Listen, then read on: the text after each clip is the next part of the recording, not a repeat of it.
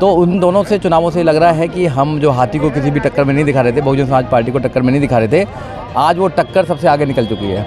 और यहाँ हम आए हैं नखलऊ के अंदर आपने जन सैलाब देखा होगा। इससे लगता है कि हम सत्ता में आ रहे हैं और 10 मार्च को जितने भी आंकड़े दिखा रहे हैं सब फेल हो जाएंगे और चौंकाने वाले रिजल्ट आएंगे। तो यहाँ पर जो अत्याचार है, दलितों के खिलाफ अत्याचार है, महिलाओं के खिलाफ जो अत्याचार है और मुस्लिम के खिलाफ जो अत्याचार है, तो वो अत्याचार लगातार बढ़ता जा रहा है इस सरकार में। ये सरकार तो रोको ठोको की सरकार है। ये हिंदू मुसलमान पर अपनी बात करना चाहती है, गाय गोबर पर अपनी बात करना चाहती है, मंदिर मस्जिद पर अपनी बात करना चाहती है, पाकिस्तान हिंदुस्तान पर बात करना चाहती है, रोजगार पर बात करना नहीं चाहती है। कोई गर्मी निकाल रहा है, कोई चर्बी निकाल रहा है, तो हम लोग ना गर्मी निकाले ना चर्बी निकाले, हम भर्ती निकाल रहे हैं हमारी सब पार्टी जब बनी। सुजीत सम्राट जी, लगातार देखा जा रहा है कि आप जहाँ भी उत्तर प्रदेश में रैली हो रही है आप वहाँ जा रहे हैं, तो आपका इसके पीछे क्या उद्देश्य है? देखिए, जाना तो चाहिए हम लोगों को, क्योंकि हम लोगों ने तो ये बीड़ा उठाया है कि जब तक चुनाव नहीं हो जाएंगे बहन कुमारी मायावती को 5 बार मुख्यमंत्री नहीं बना देंगे, घर में नहीं बैठेंगे जी। और हम लोग जगह जगह जाकर ये मुआयना कर रहे हैं कि वहाँ पे हमारा माहौल क्या है। और चुनाव हो चुके हैं, प्रथम चुनाव हो चुका है, द्वितीय भी हो चुका है। तो उन दोनों से चुनावों से लग रहा है कि हम जो हाथी को किसी भी टक्कर में नहीं दिखा रहे थे, बहुजन समाज पार्टी को टक्कर में नहीं दिखा रहे थे, आज वो टक्कर सबसे आगे निकल चुकी है।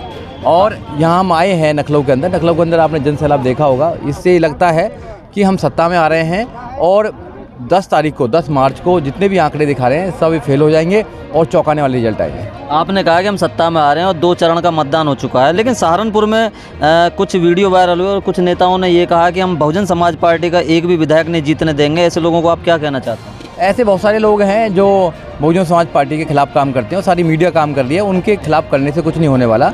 जनता है, जनता वोट देती है। नौजवान लोग हैं, महिलाएं हैं, बुजुर्ग हैं, लंबे समय से कई 100 मील से यहाँ पे आ रहे हैं बहन जी को देखने के लिए। बहन जी से मोहब्बत करते हैं, हाथी से मोहब्बत करते हैं। सबको पता है कि जब बहन जी की सरकार आती है, बहुजन समाज पार्टी की सरकार आती है, तो हमारे अधिकार सुरक्षित होते हैं। बहुजन समाज पार्टी के जितने भी लोग हैं उनके मान सम्मान के लिए लड़ाई लड़ी जाती है और भारत का संविधान सुरक्षित रहता है। जो हमारे अधिकार 10 साल से लूटे जा रहे हैं, चाहे सपा की सरकार हो चाहे वो बीजेपी की सरकार हो, उनमें हमारे जो अधिकार हैं वो सुरक्षित नहीं है। अगर कोई सरकार सुरक्षित कर सकती है हमारे अधिकारों को, संविधान को सुरक्षित कर सकते हैं, वो मात्र एक पार्टी है, वो बहुजन समाज पार्टी। उसकी एकमात्र नेता बहन कुमारी मायावती। ऐसा आपको क्यों लगता है कि आज की सरकार में, जो योगी सरकार है, उसमें जो है मान सम्मान महिलाओं का वो सुरक्षित नहीं है? ऐसा आपको क्यों लग रहा है? देखिए, आप देखा होगा जो घटनाएं लगातार हो रही हैं, उन्नाव की घटना, वो लेटेस्ट घटना है कि सपा के एक वो हैं मिनिस्टर, उनके लड़के वहाँ रेप करते हैं, फिर मर्डर कर देते हैं, मगर पुलिस कोई सुनवाई नहीं करती है। आपने हाथरस की घटना देखी होगी। हाथरस की घटना में एक बेटी के साथ बलात्कार होता है और पुलिस वाले रात को 2 बजे मिट्टी का तेल डाल के डेड बॉडी को जला दिया जाता है। तो कहाँ पे यहाँ पे सुरक्षित है? अब बताइए, कोई सुरक्षित नहीं है। आपने नौजवानों को देखा होगा, आगरा की घटना देखी होगी, जो वाल्मीकि एक समाज के नौजवान थे, उनको पुलिस लेके जाती है, टॉर्चर करती है और मार देती है अरुण वाल्मीकि को।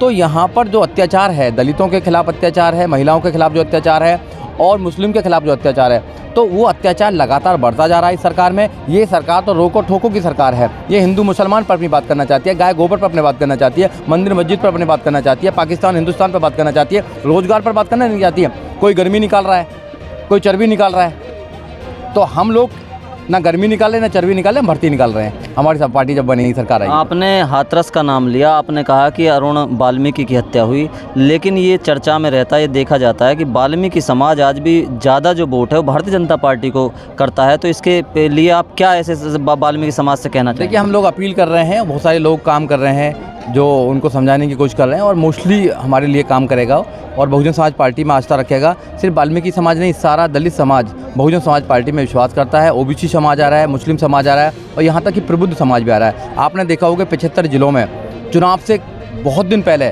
माननीय सतीश चंद्र मिश्रा जी ने जाकर वहाँ प्रबुद्ध सम्मेलन करने का काम किया था।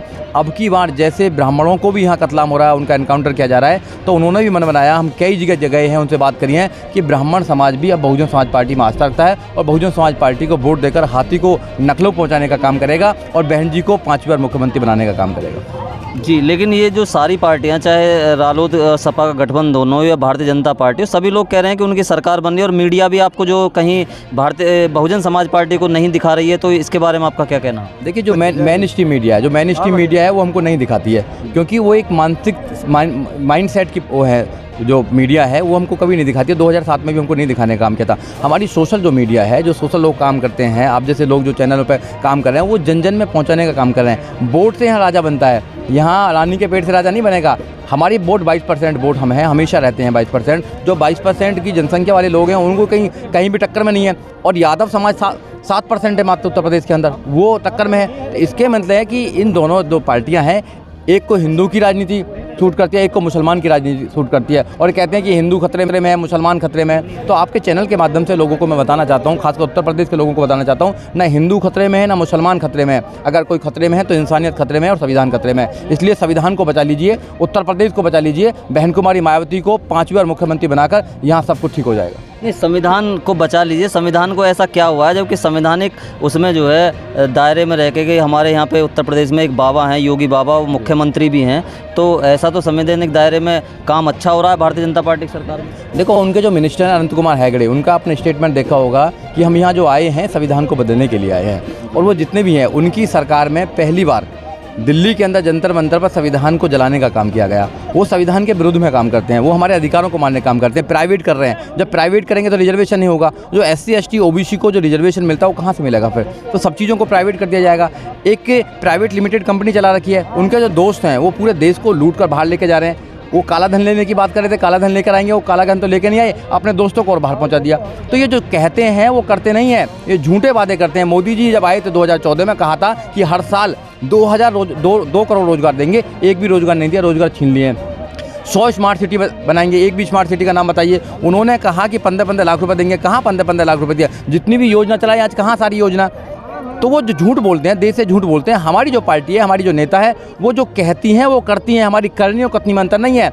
हम मैनिफेस्टो नहीं मानते हैं कि मैनिफेस्टो निकाल दिया, लोगों को बहकाने का काम कर दिया। हमारा मैनिफेस्टो देश का संविधान है। जब हम सत्ता में आते हैं संविधान को सुरक्षित रूप से चलाते हैं। हम यहाँ लॉ एंड ऑर्डर देते हैं, यहाँ महिलाओं की सुरक्षा देते हैं, एजुकेशन देते हैं, रोजगार देते हैं, अच्छा माहौल देते हैं। उन्होंने डर का माहौल बना रखा है।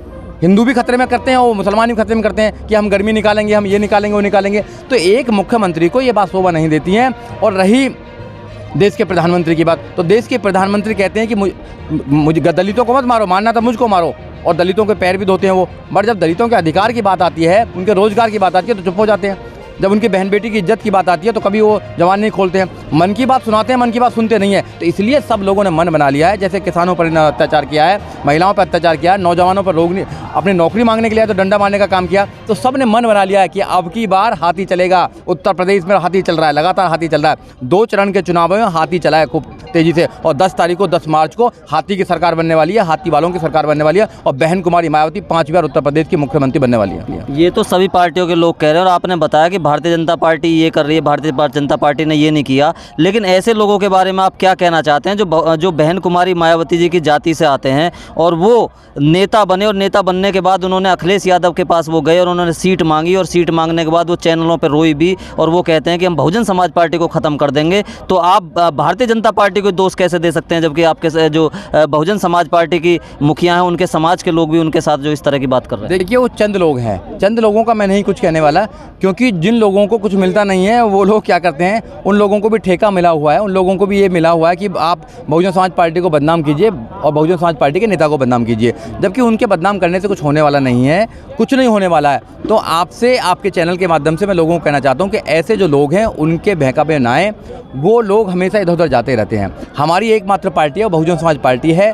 यहीं से हमें सम्मान मिलेगा, यहीं से हमें सब कुछ मिलेगा। और जो नौजवान साथी राजनीति करना चाहते हैं वो बहुजन समाज पार्टी में आए। बहन कुमारी मायावती ने कहा है कि 50% नौजवानों को भागीदारी देंगे। अब की बार जो चुनाव में जो जितने भी लोगों को कैंडिडेट बनाया, 50% से ज़्यादा नौजवानों को कैंडिडेट बनाने का काम किया है, और संगठन में भी 50% नौजवानों को भागीदारी देने का काम किया गया। तो इसलिए यहाँ पर जो हमारा घर है, ये अपना घर है, पुराना घर है अपना। माननीय काशीराम साहब की कुर्बानी है, बाबा साहब का विचारधारा है, इसको मजबूत बनाइए। ऐसे लोगों को रहने दीजिए, जो कह रहे हैं करने दीजिए। जी, इसका मतलब आपको लगता है कि इस बार बहुजन समाज पार्टी सत्ता में आ रही है? बिल्कुल 100% सत्ता में हमारे हैं। हमारे बिना कोई सरकार ही नहीं बन रही है। हम सरकार में आ रहे हैं ना, पूर्ण बहुमत सरकार में आ रहे हैं, क्यों नहीं आएंगे? देखो सपा की सरकार भी देख ली है 5 साल, और बीजेपी की सरकार भी देख ली है। लोग महंगाई से त्रस्त हैं, लोग महंगाई से परेशान हैं, हर चीज़ से लोग परेशान हैं। बहन जी की सरकार को लोग याद कर रहे हैं 2007 में और 2012 तक, 2007 से लेकर 2012 तक जो बहन जी का शासन रहा है, उस शासन को सब लोग याद कर रहे हैं। ऐसा शासन दोबारा 2022 में लोग चाह रहे हैं। तो इसलिए बहन कुमारी मायावती को दोबारा लोग वोट देकर 5वीं बार मुख्यमंत्री बना रहे हैं। अगर आपने अभी तक हमारा चैनल सब्सक्राइब नहीं किया है तो सब्सक्राइब करें और घंटी का बटन बिल्कुल भी दबाना ना भूलें, ताकि सभी लेटेस्ट खबरें पहुंच सकें आप पे सबसे पहले।